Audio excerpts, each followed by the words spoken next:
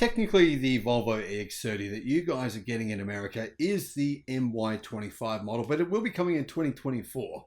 So we might as well just call it the 2024 model.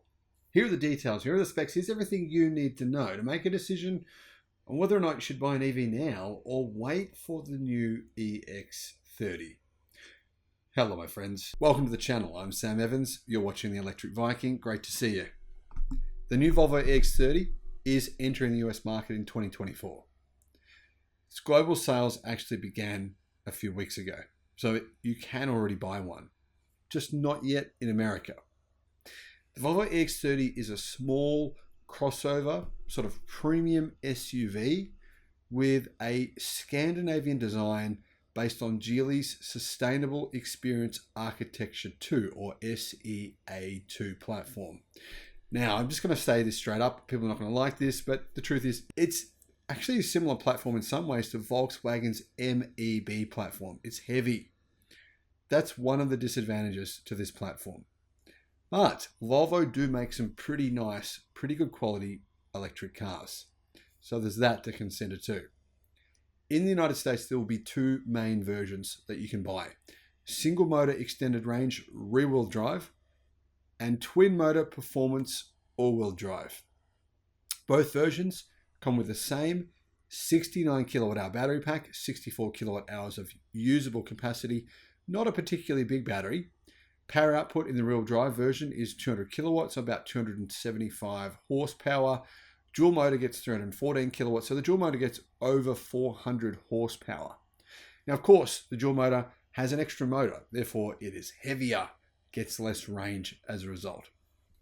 In Europe, there is an entry-level single motor standard range version which comes with a lithium iron phosphate battery. It's cheaper, has of course a lot less range, has a 51 kilowatt hour or 49 kilowatt hour usable battery pack, but you guys are not getting that one in America. Obviously, Volvo has decided that Americans are probably not going to want that. It's true, in Europe, the distances aren't as far. In America, yeah. I mean, a lot of people do drive a lot further. But in Europe, you know, most countries are a lot smaller than America is. Well, in fact, all countries are a lot smaller, except of course for Russia. Anyway, speaking of pricing, the EX30 single motor in its core trim base specification starts at an MSRP of $34,950 plus a destination charge. So it's cheaper than a Tesla Model Y. The Model Y comes in at $42,000 US dollars, but it does qualify for, in fact, $42,990. But the Model Y price comes down to be close to this because it qualifies for the EV incentive of $7,500. This does not. This is actually made in China, but because Volvo is sending cars to China, it evens out, so you don't have to pay the tax. Volvo doesn't have to pay the taxes, the chicken tax, which is 25% on Chinese-made products. Now, is it bad that it's from China? Well, it depends on your perspective there, but in terms of quality, it's got to be a good quality. There's pretty much no question about that. Pricing is good, but you've got to remember that's the base model, guys. It doesn't get a lot of specs. You want to get the similar specs to a Tesla Model Y, it's not the base model that you're going to order. So there's people making this argument. I've seen this argument online a fair bit. People saying, oh, this is a joke. I mean, the Tesla Model Y is still so expensive compared to the Volvo EX30.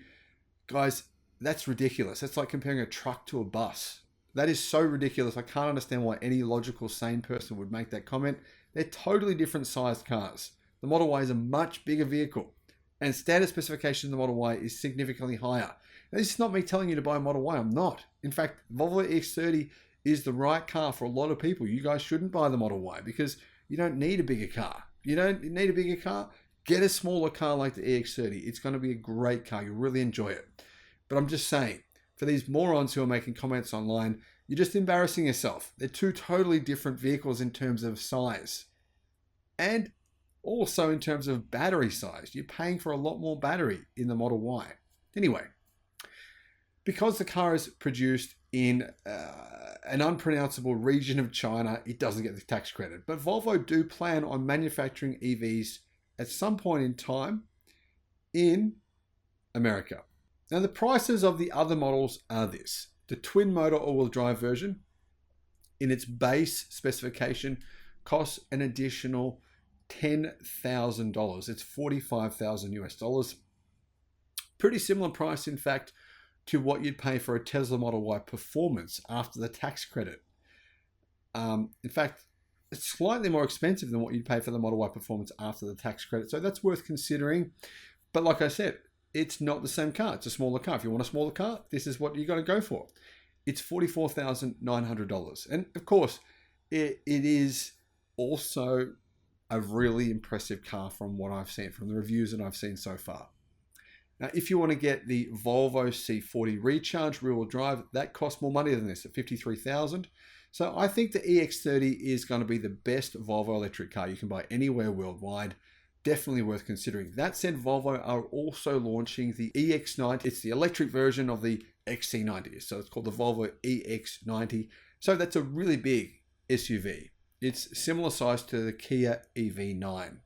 In terms of sales, in Canada, where you can place an order right now, nearly 50% of all EX30s allocated to Canada were sold out within about 6 weeks. So if you want one of these, you're probably going to have to purchase one quickly. I don't think Volvo is going to plan on selling too many, because if it sells too many, it doesn't qualify for being able to sell this car without paying the chicken tax, the Chinese tax. Probably not a whole lot of them will be on sale in America until they manufacture them in the United States. EPA range, what is the range? It's actually not bad. 275 miles for the standard model, the non-all-wheel drive model. If you want the all-wheel drive model, range doesn't actually go down by much. It only goes down by 10 miles. It's 265 miles of range. So the biggest difference, of course, isn't really the range. It's not going to make a huge difference. It's really the power. The all-wheel drive vehicle gets it's pretty fast. In fact, it's about possibly a little bit faster than a Tesla Model Y Performance.